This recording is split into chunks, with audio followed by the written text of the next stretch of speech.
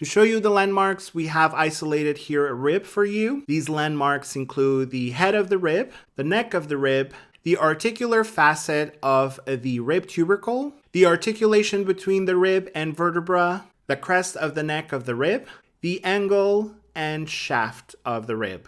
Now this is an image of 4 ribs from different levels of the thoracic cage. This is the first rib, this is the second one, this is a true rib, and this is the 11th rib. Although there are some exceptions, most ribs have the same bony landmarks. Let's go over some of the landmarks you would see on a typical rib, and then we'll look at some special features seen only on a couple of ribs. To start, the head of the rib is the part closest to the spine. All ribs have a head with a surface to articulate or form a joint with a vertebral body next to it.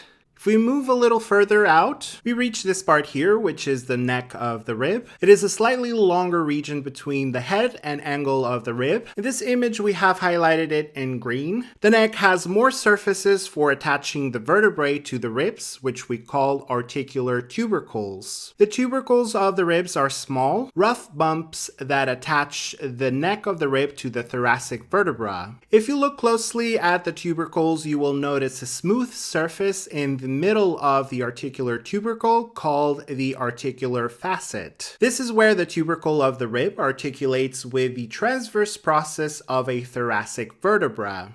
Let's take a closer look at how these surfaces fit together. This is what the joint between the ribs and spinal column looks like from above. This is the body and transverse process of the vertebra. You can see here that there are 2 articulations involved. This is the joint between the head of the rib and the vertebral body. And here is the joint between the articular facet of the tubercle and the transverse process of the vertebra. To reorient ourselves, these are 4 ribs from different levels of the thoracic cage. This is the first rib.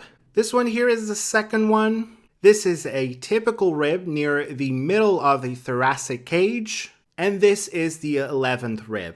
The uppermost part of the neck of the rib is referred to as the crest of the rib. In this image, it is the green line between the head of the rib and the tubercle of the neck.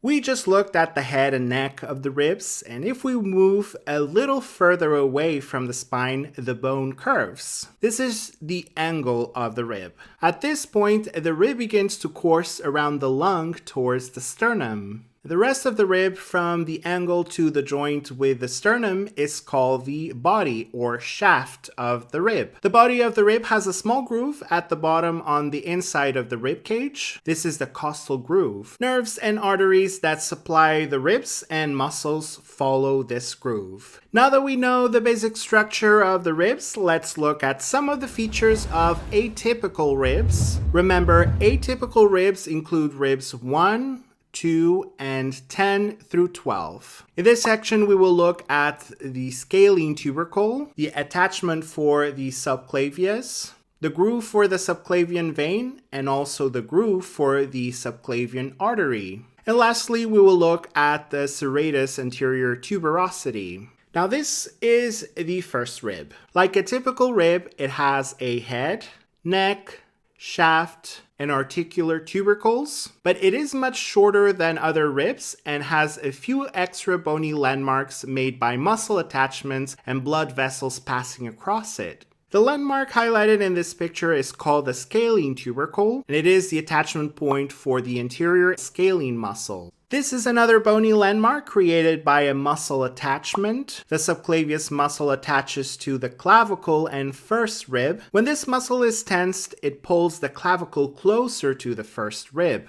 Now, the subclavian vein is a large vein draining blood from the upper limb, and it passes over the first rib on its way to the heart. The subclavian vein is large enough to create a small depression on the rib. This is what we call the groove for the subclavian vein, and it is highlighted in green on the image right now. The subclavian artery passes over the first rib next to the subclavian vein and also creates a groove. Blood pressure is higher in arteries than veins, so the groove created by the subclavian artery is larger than the groove from the subclavian vein. The groove for the subclavian artery is highlighted in green here next to the groove for the subclavian vein.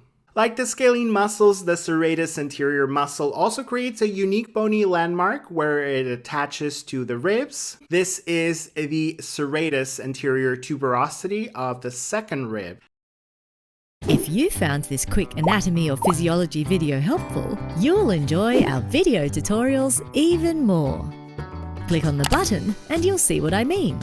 We have hundreds of videos available to our premium members, not to mention all the fun quizzes, complete articles, and atlas sections to solidify your knowledge. Click on the button in the middle to watch the full-length video and master anatomy and physiology.